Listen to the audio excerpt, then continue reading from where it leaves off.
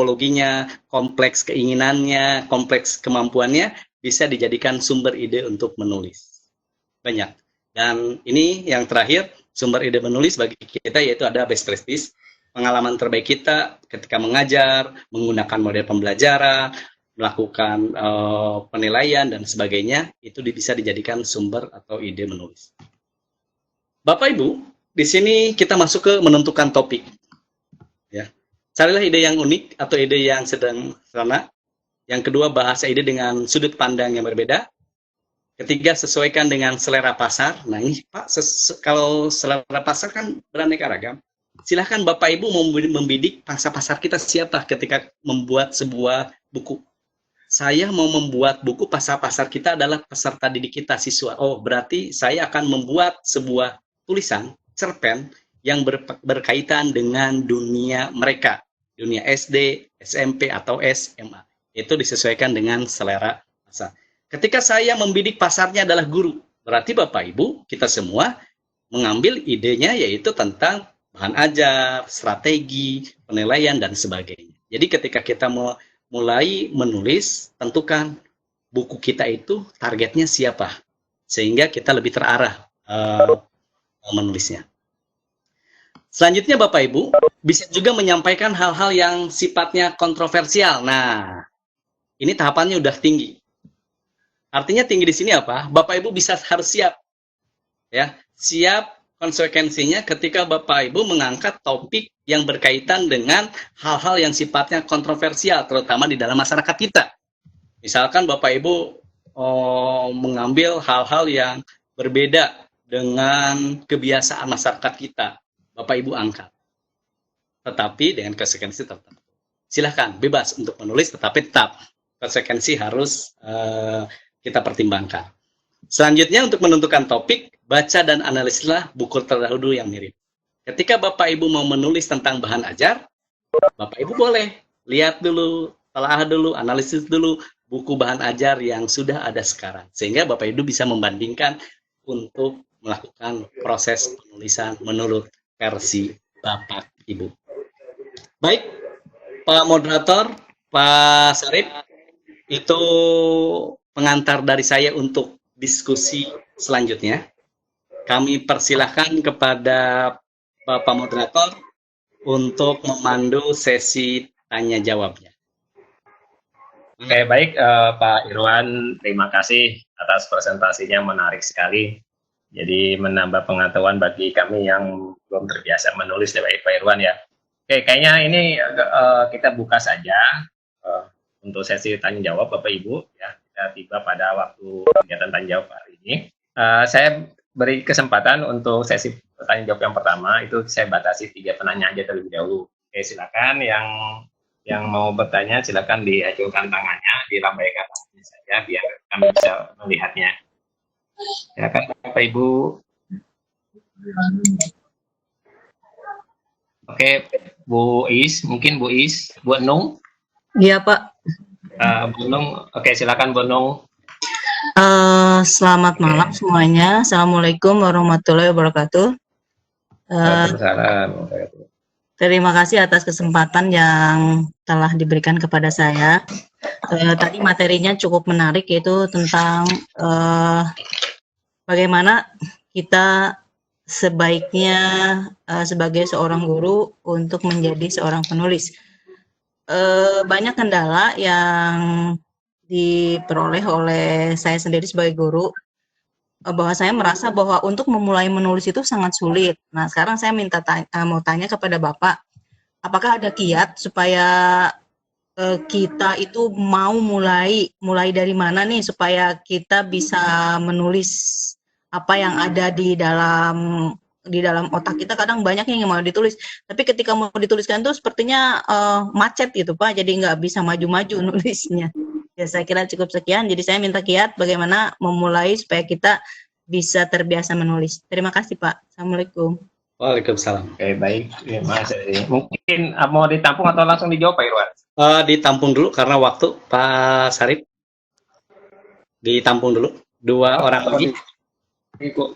2 orang lagi. Oh, ditampung dulu ya? Ya, tampung dulu. Oke, silakan tampung dulu. Oke, baik. Selanjutnya yang bentar. Mungkin ada yang lain Bapak Ibu, dipersilakan.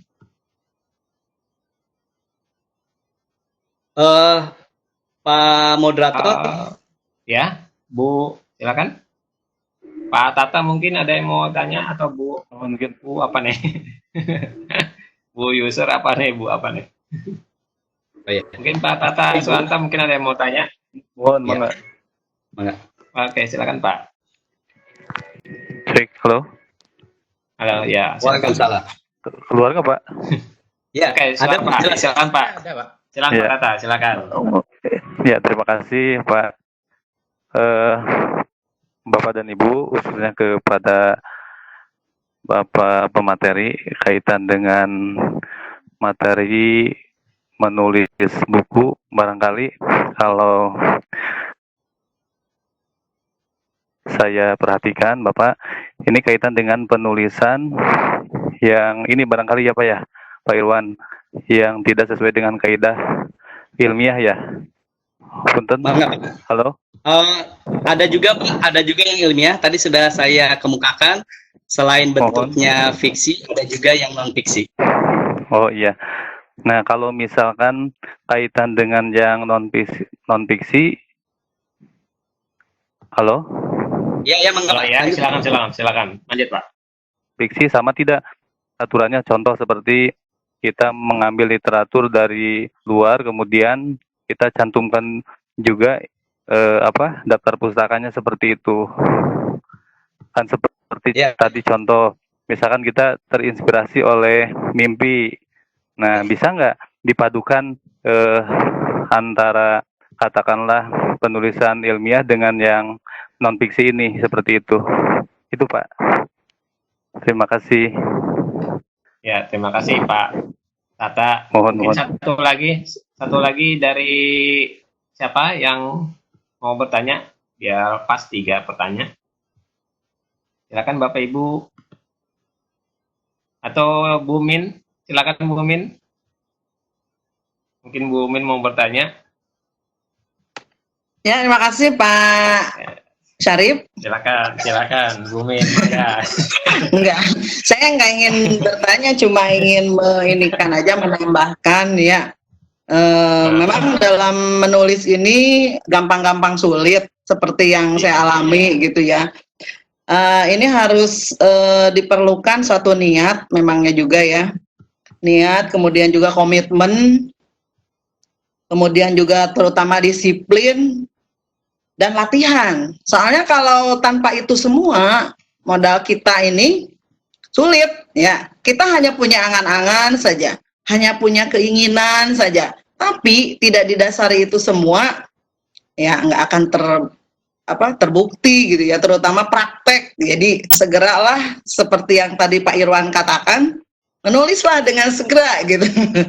Jadi mulai dari sekeliling kita, hal-hal yang terjadi di sekitar kita tulis. Seperti yang sekarang sedang saya jalankan, itu sedang belajar, ini juga melalui proses. Begitu pula dengan yang tadi Bu Septa misalnya ya, sudah lolos tuh Bu Septa tantangan guru Siananya 90, sementara saya baru 78 ya. Nah itu merupakan salah satu cara untuk belajar menulis. Jadi silakan, di sini bagus sekali ya temanya, makanya saya ikut gabung di sini karena memang permasalahan kita untuk bisa terampil menulis itu harus praktek gitu. Kalau misalnya hanya sekedar berteori saja itu sulit. Mungkin masukan saya hanya seperti itu. Terima kasih Pak Said. Pak Sarif. Sama. Silakan Oke, silakan Pak Irwan, sudah 3 penanya. Bisa langsung dijawab saja sama Pak Irwan.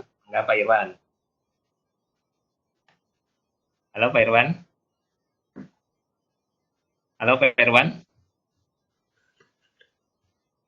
Pak Irwan putus lagi. Halo Pak Irwan? Kabur Pak Irwan, kabur. Astagfirullah. Ya nggak apa-apa. Mungkin ada yang bisa bantu menjawabnya. Ya, Bu Min, mungkin pengalamannya menulis, atau Pak Haji silakan, Pak Haji Salim Iya, iya, iya. silakan. Ya.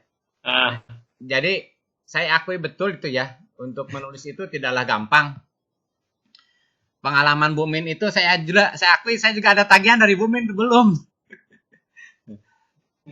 Ya, karena memang kita harus ada komitmen, ada target, dan harus sering latihan gitu. Itu seperti saran dari Bu Min.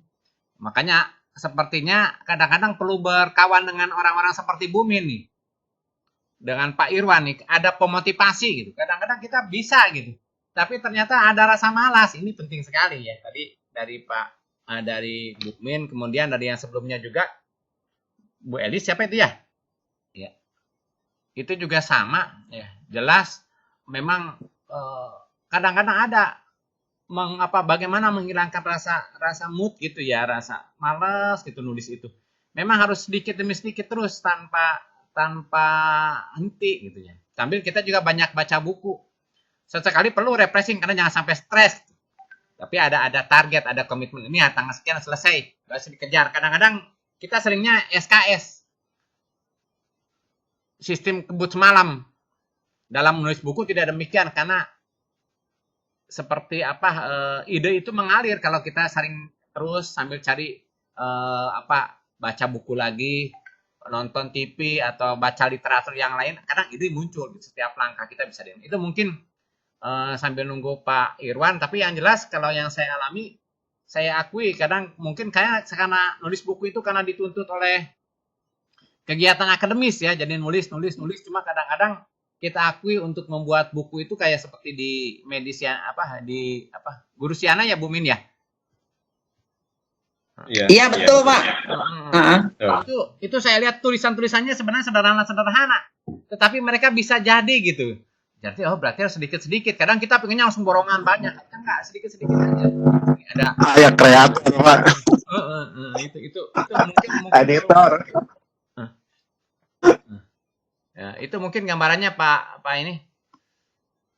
Oke, baik. Sambil nunggu yang lainnya silakan kalau ada pertanyaan lagi. Ya, masih ada waktu sekitar 10 menit lagi lah.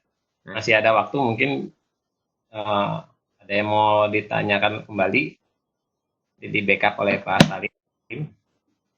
Bahkan mungkin Pak Agus mau bertanya. Oh iya. Enggak. Silakan Pak Agus. Pak Salim, punten. Doang puna ya pengalaman ketiknya. Walaupun walaupun satu buku sampai sekarang saya belum tuntas, Pak. Iya, nggak apa-apa. Nggak apa-apa. Pak, silakan Pak, berbagi pengalaman Pak.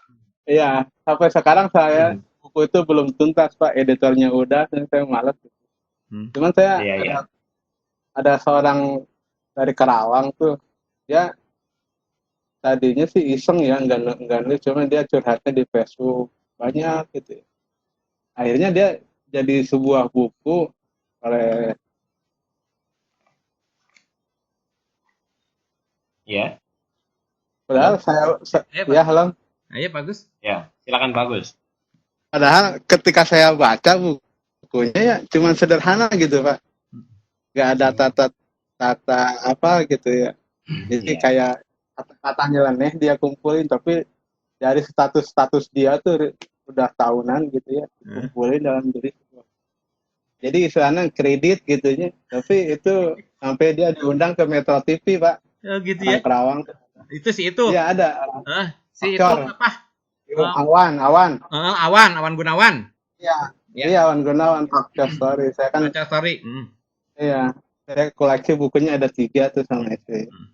Ketika saya baca kan itu mah kata-kata kan nyeleneh gitu ya, nggak ada literatur tata bahasa seperti apa gitu. Gitu Pak. Jadi ya itu yang tadi yang harus kata Pak Irwan yang di ending terakhir tuh harus sesuai pasaran gitu Pak. Betul. Itu celana gitu tapi jadi gitu resep.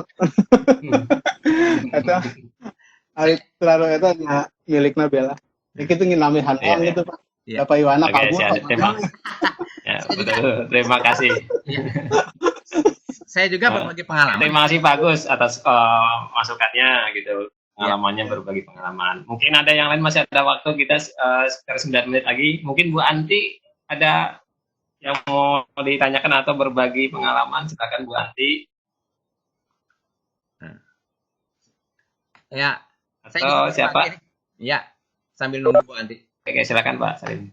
Saya tuh ingat waktu di Kairo itu kan Habibur Rahman Asyiraji yang penulis ayat cinta itu ngisi.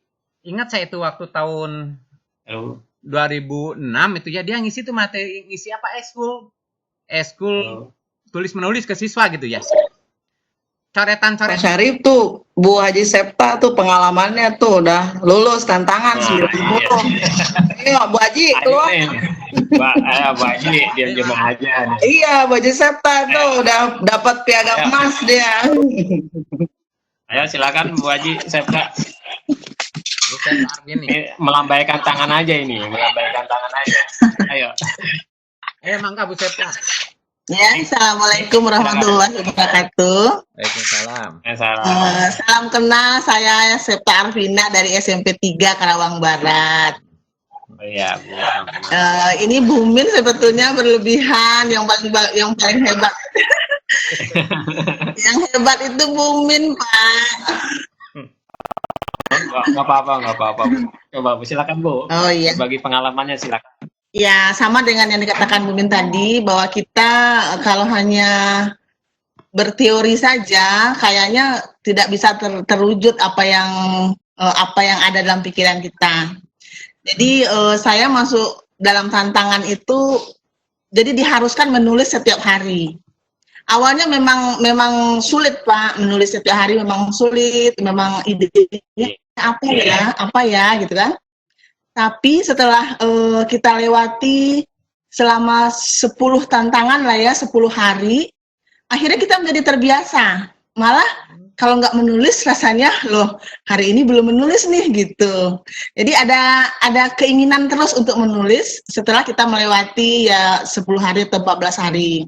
Jadi menurut saya, buat ibu-ibu dan bapak teman-teman semua, mulai menulis tuh benar-benar mulai menulis. Jadi jangan ketika ada ide aja, tapi usahakan aja setiap hari tulislah apa saja. Nah, kita coba memberikannya kepada orang lain atau di mana, di media sosial atau apa. Lama-lama akan terlatih. Di samping itu juga harus banyak membaca. Bisa menulis itu karena kita banyak membaca. Jadi kosakatanya mungkin banyak yang kita kuasai sehingga menuangkan idenya lebih mudah. Saya kira begitulah Pak ya pengalaman saya menulis. Ya. Terima kasih. Assalamualaikum warahmatullahi wabarakatuh. Waalaikumsalam. Oke, mungkin masih ada waktu ya. Ada yang lain? Satu lagi lah, terakhir. Mungkin satu lagi. Silakan. Atau Pak Salim mau berpendapat? Silakan. Iya. Pak Irwan sudah masuk nih, sepertinya nih. Masuk Pak Irwan. Halo Pak Irwan. Silakan Pak Irwan. Ya. Salam. Aduh, mohon maaf Bapak Ibu, mohon maaf ini. Aduh, saya bersusah payah udah naik kemana-mana ini, gangguan sinyal. Aduh, astagfirullahaladzim. Pejuang sinyal. Kata udah belum Pak? Kata. Udah ini udah. Sudah di posisi paling atas. Mohon maaf. Bareng-bareng kita berbagi ini. Ya. Ya, Pak Bapak Ibu yang kami hormati. Ya. Bapak Ibu yang kami hormati, mohon maaf. Ini yang kedua kali saya harus lab duluan. Tapi saya yakin di sini sudah hadir beberapa orang guru penulis hebat. Mungkin nanti tadi bisa saling sharing karena ini bukan sebuah teori. Ini hanya berbagi pengalaman tentang proses menulis buku. Gimana? Selanjutnya Pak ya, Budi baik. Saya ini kan karena bentar, udah ya, nggak ada lagi kan? Boleh Pak. Itu ya. Oh Pak, Siapa? Ahmad Pudoli. Pak Ahmad Pudoli, mangga. Oke, silakan Pak. Oke Pak, silakan terakhir Pak. Silakan Pak. Oke. Terima kasih Pak. Assalamualaikum warahmatullahi wabarakatuh. Waalaikumsalam. Selamat malam. Di sini saya sangat bahagia ini ketemu orang-orang hebat nih. Ada Bu Min dan sebagainya. Begini Bapak Ibu, saya juga kalau menulis itu emang harus dipaksakan gitu ya. Kalau nggak dipaksakan nggak akan jadi. Contoh, saya sudah beberapa kali pengen menulis kalau sendiri gitu ya, secara pribadi. Sampai sekarang itu satu buku aja nggak jadi-jadi gitu. Nggak jadi-jadi. Yeah. Tapi pada saat saya ada di tim pengembang di kementerian dari 2012 sampai 2018 kemarin, menulis modul pelatihan untuk kepala sekolah misalnya gitu, itu sudah sekian banyak, itu karena dipaksakan gitu, dipaksakan dan terprogram gitu. Nah, setelah sampai di rumah, saya sendiri sampai sekarang nulis satu buku aja itu belum jadi-jadi gitu. Artinya apa? Memang perlu konsisten, perlu konsistensi, perlu kemauan kuat. Dan benar kata Bu Septa tadi, Bu Mimin itu yang sudah beliau-beliau itu sudah pengalaman luar biasa, sudah banyak. Kalau saya amati, saya ngikuti terus itu Bu Min itu tulisannya sudah sampai 80 sekian gitu. Septa sudah 90-an, itu luar biasa gitu. Nah, oleh karena itu dengan adanya ini saya tertarik dan mungkin saya juga jadi termotivasi lagi Pak Irwan. Terima kasih, ini materinya luar biasa, memotivasi saya terutama untuk mencoba lagi, berusaha menulis lagi gitu. Nah, itu aja Pak, terima kasih. Soalnya kalau terima kasih Pak Ahmad Badoli. Silakan Pak Irwan. Terima kasih Pak Irwan. Pak Irwan silakan jawab dengan singkat ya. Ya, Waalaikumsalam. Terima kasih Pak Ahmad Badoli, ini dulu sama-sama berjuang di garis paling dalam ya, Pak Ahmad Badoli. Alhamdulillah. Pak Sarip, Bapak Ibu yang kami hormati, saya hanya bisa menangkap tadi terakhir dari Pak Ahmad Badoli. Mungkin nanti bisa dibantu mengingatkan saya kembali tentang pertanyaan dari rekan-rekan hebat yang lain. Saya hanya bisa menangkap yang tadi dari Pak Ahmad Badoli sebagai pengalaman beliau menulis bahan modul untuk pengembangan kepala sekolah. Dari tahun 2012, kebetulan saya dulu juga dengan Pak Ahmad Badoli. Di 2011 saya di Kementerian Pendidikan di Puskurbuk sama juga membuat modul. Seperti itu emang. Kita diberikan deadline 1 minggu atau 2 minggu harus selesai di hotel, di karantina seperti itu, lockdown.